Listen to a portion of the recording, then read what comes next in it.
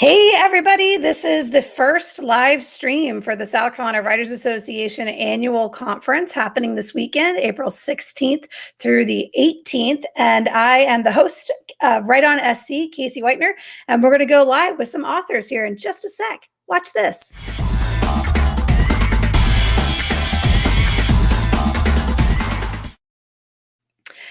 I'd like to introduce you to Mary Lash, who is our first author to be interviewed on the live stream. It's maybe a little strange, but it's probably going to be like second nature by the end of the weekend. It's good to see you, Mary. It's good to meet you. Tell me a little bit about your book. Okay, it's great to meet you too, Kasie. The book I most wanted to talk about is my most recent. I've actually published 3 books on Amazon through what used to be CreateSpace. The most recent is Love in the TSA. Nice, Love in the TSA. What a great title! And it's a chick lit novel. I myself was a TSO, a transportation security officer, for 3 years. And it is a work of fiction, of course. Any resemblance to persons living is purely coincidental. But I drew on that background. And when I was working for the TSA, I was so impressed with the colossal variety of people. Right. And I've always wanted to write about work. It's such an interesting setting. And so this is, for me, just my ultimate novel of work and friendship and love. And the TSA is so fascinating and frustrating to be a part of, because you're doing this very important work, trying to keep people safe, and so many of them hate your guts. And so you find yourself in this situation. It's a very physical job. It's hard work. It's hot in the summer and cold in the winter, and you have this difficult bureaucracy over you, and you have people hating you and not wanting to do whatever you want to do and suspecting you of the worst possible motives. So into that setting, we have a young woman, Vicky, who is an officer. And she has 2 young children with her husband, and she discovers while in the middle of a break that her husband is having an affair with another officer. Oh, no. So from there, she has to make some decisions and remake her life. She can't go anywhere. She has to continue working with her husband and the woman with whom he's having an affair. So she has to raise her children and figure out how to do that as a single mother, and decide on how to negotiate her future. In the meantime, people are in danger, in imminent danger at any point. And when you work for the TSA, there's enormous routineness and boredom and busyness, but at any point you could die. There's the possibility there that you could be blown up or shot while trying to keep people from entering airplanes with dangerous devices. So let me make sure I get this title right real quick, because I want to put it up on the screen. Is it Love in the TSA?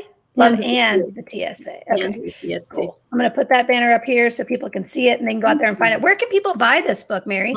Get it on Amazon.com. There's a Kindle edition, a paperback edition. The cover, I love the cover. It was done by a Greenville. I don't know if anyone can see it, but it was painted by a Greenville portrait artist, Susie Hart, who's very talented. Oh, that's great. So there is that. And, that is something that's very near and dear to my heart, and I hope people will be interested in it. I published a couple of earlier books. Actually, the first book I wrote, but not the first to publish, was called The Desert Murders. And that is a nonfiction book that I wrote. I have family in Arizona, and my brother-in-law introduced me to the family of a man on death row. Oh. And it was absolutely not the kind of thing I expected to be writing about, or ever thought I would write about, or was really interested in writing about. But he had this incredible story that his case was just full of holes. His mother, who had worked with my brother-in-law, firmly believed in her son's innocence. And so I over some time I got to talking to the mother and sister, and they talked to their brother on death row, and we started corresponding. His mother, Scott Lair, is the name of the man. He's still on death row. His mother gave me all the transcripts and police files, so I went over them and I wrote what is essentially a true crime, a true crime chronicle. But I really delve into the case because there is a lot wrong with the police work ahead of the case, and the actual legal proceedings were full of holes as well. It just breaks your heart. So it did not help him so far, but he was not able to hire attorneys, and the attorneys that he's had, while good, don't have a lot of resources. So they have taken the manuscript and found things that was helpful to building their cases. So for that reason, it was. So is he's still in the appeal process, I would guess? He's still in the appeals process. Yeah. And doesn't look good, really. It's very hard to win an appeal. But we've corresponded over the years, and it's really been, I think, an enormous experience for both of us. And I'm glad that someone has told his story, and it turned out to be me. Yeah, there you go. Sometimes those stories just grab a hold of us, right? We just recently talked to an author here who wrote a story called Troubling the Water. And her book was the same way. For her, it just, Robert Small's story just caught a hold of her, and she just had to tell that story. That's an interesting thing about being a writer, is sometimes those nuggets, they come to us and they just become the thing we have to do, right? Absolutely. So Love in the TSA is a romance novel? Would you call it that? Is that the genre? We call it chick lit. There is a romance in it. Okay. But it's mostly about friendship and women's lives, and women in relationship to men and not in relationship to men, and work and friendship. So it's not, it doesn't follow romantic genre expectations. Let's put it that way. And now tell me about your publishing path. How did you decide to go about finding a publisher for this and organizing all of that? What's it been like becoming an authorpreneur? It's been rewarding but frustrating. Love in the TSA, I must have queried 50 agents. And since it was the last of the three, I had already published 2 on CreateSpace, so I knew I could do that. And finally, I just thought, yeah, I want to get this published, so I did that. So I had worked in publishing before, so I was pretty comfortable producing the books and publicizing them. Although I was a total failure at publicizing because nobody bought them. Although they did. Love in the TSA. Won and was a finalist for Indie Next Generation Book Awards in the chick lit category. A previous young adult novel did well in the Hoffer Awards. So, but I haven't sold many. So, I would certainly. I'm working on a young adult historical fiction right now, and I would certainly love to find an agent and go the traditional route if I could. But I would certainly tell anyone. It's much more rewarding to have it in print, to have it out there, especially the Desert Murders. It's been very useful for Scott Lair, for his attorneys, for his family to have his story in print. And looks like we're running out of time, but there's another book that likewise, it grabbed me, and it's been really good to have it in print and to have it out there. And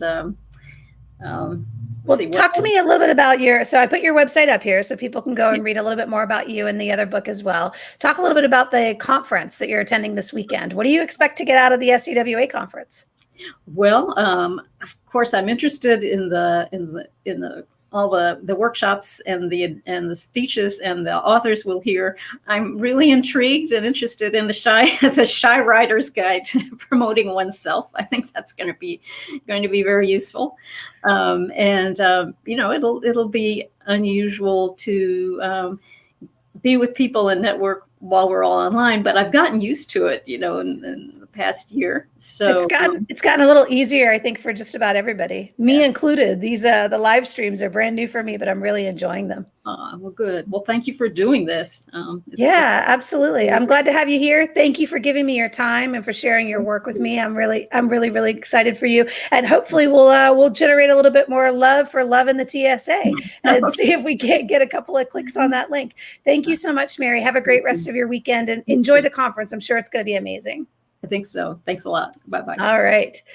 We've got a second author with us for today's live stream. This is the first of the live streams that'll be happening all weekend long as far as the SCWA conference is concerned. If you have a book and you're an author and you're at the conference and you didn't sign up for a live stream, don't worry.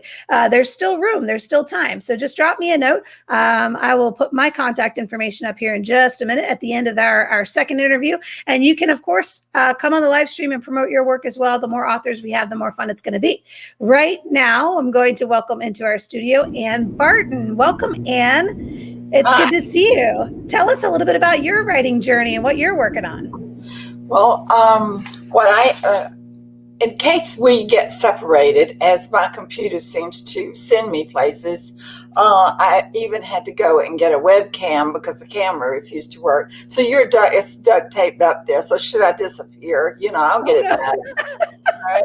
So, technology, man, it's a killer. I managed to write a book that has been a storytelling thing for me for many, many years. And so many people have been involved in it. Finally, I completed it with some work. This is the book, if you can see it. It is The Song of the Red Siren. The Song of the Red Siren. What's it about? And this is the back. And there I am, and that phone booth is in the story. Is it Siren like SIREN? Yes, it is. All right, cool. Tell me about it. It's a historical novel, so historical fiction. But when you do write fiction, history, anything with history in it, I think you got to do the research and get that part right. You can't fool around with World War II and the Great Depression. That's not good. You're going to know that. So it was a lot of work, and this has taken a lot of time. But this is for mature 18 and older, I would say. This is what I've been done. I started out really the first person that critiqued the first 10 pages of the song happened to have been Pat Conroy. Now, you know how long ago that was. He was at a conference here in Columbia, okay? I think I've attended every South Carolina Writers Conference we have because they are wonderful. So much fun, so much information. But anyway, so he did that, and he just said, I think you need to finish it, and he enjoyed what he read, and he said, and then I think you should really get a professional to do the editing and everything. And I thought, well, okay, I certainly do agree with that. And I will say that I've gone through one critiquing group, and we were in two professors at Winthrop University in Rock Hill, and we had a wonderful thing going on. Life got in the way, and I ended up moving to Lexington, South Carolina. So, met a new group, I knew everything, but ran into a wonderful editor named Susan Sloat, and she got me to the finish line. She made so many cuts, I swear, I needed a blood transfusion. But she was also very correct with what she did. And the book is about just briefly, it starts out doing the Depression era, 1930, takes you all the way to 1958. So we're covering the Great Depression, World War II, segregation, prohibition, women's right to vote, and probably a few other things. So I had to get all that in here and also have it a good story. From the reviews I've had, people do like it. I will say, once again, I don't think it's a book that you want to read and go to sleep. It will keep you awake. And as several people have said, and I read that thing in 2 days because I just had to know, what are you going to do with this woman next? But this poor girl got pregnant and she's in love, and they, this is her husband. He's like 20, and they're going to go out to eat or whatever. And she witnesses him killed by the mob. He doesn't Oh even no. have a child. Who's going to have a baby? Throws her on the streets. She learns to live with the homeless people, if you call it living. So there's a deep story in there about people I love, the homeless people. So that's in there. And then how she goes on about her life in trying to raise this little one. And at age 2, she's moved, but the mob will never let you go. And they find her. And her disfigurement is from the top of her head to her toes. Oh no. And they leave her for dead, but she breathes. Now, all that's in here, okay? And I managed to get that. Well, I think you'd be comfortable with reading it. I do. I enjoy those kind of books. Now, I'm an Ernest Hemingway, F. Scott Fitzgerald, Alfred Hitchcock, Twilight Zone. I'm that person, but I'll read anything because I love to read. Read helps you relax. It makes you think. It makes you forget. Leave you confused sometimes. Socialize. I mean, hey, if you don't have a friend, get a book. Yeah. Well, so tell me a little bit about this. So you said you took the manuscript to your writers group. So you're a member. Is this an SCWA writers group in Lexington? Yes. How do you feel about being supported by that group? Talk a little bit about your affiliation with SCWA. This group is different than the group in Rock Hill, but it is a critiquing group in that they usually do not have speakers to give instructions to them. You bring in some written material that you want read, and let me tell you, you sit there and you take it. You need to know. Not everybody loves what you just wrote. You just said, "Look, I just did the best job. That's wonderful. Wait till they all hear this tonight." And then you go around the table while your mouth is closed. Yeah. You go. We do that too. Our Columbia 2 chapter does that too. And we talk about it on the radio show all the time about this is about building your calluses, right? As a writer, so that these kinds of things eventually are like, it's the work. It's not me as a person. It's the work, right? And so I can put up with it, but it still hurts a little bit. It still stings sometimes. Oh, it does. It does. And you go home and find that glass of wine or whatever, just settle me down and say, but you got to keep writing. But I'm still, the joy that I experience when I come upstairs and get before this computer and start this particular story, because some of me happens to be in this story. Right. And part of this book is based on a true story. Yeah. But I had to list it as historical fiction. Of course. Well, the fiction is what makes it more dramatic, right? If we told our real story, it wouldn't be as interesting as the fiction part of the story, right? Right. And it has a surprise ending to it. But I think people will love the fact that it does have it's love. Okay. It does have romance.